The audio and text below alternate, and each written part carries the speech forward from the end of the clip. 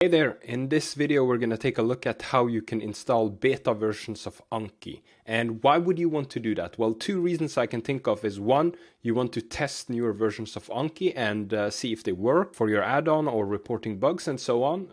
For those who do that, really cool that you guys are doing that, contributing to open source.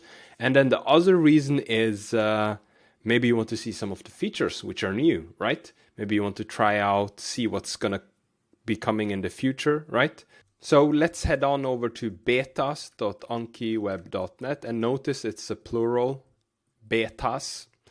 And on this website you can see it gives you information about the beta versions and how you can report issues. Let's click on the latest packaged beta.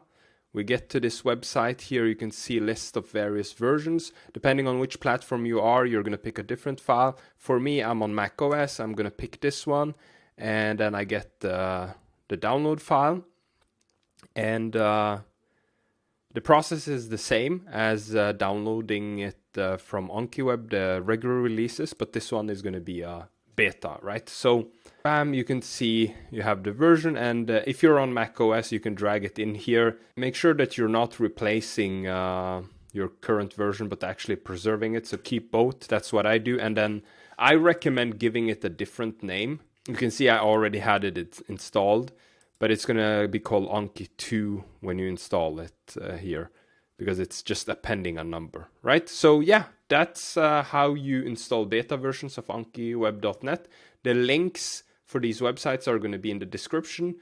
And yeah, also warning, be careful. These are betas, so stuff could go wrong. And make sure to report bugs to the Anki project if you discover something. Until next time, happy learning and see you in the next video. Bye!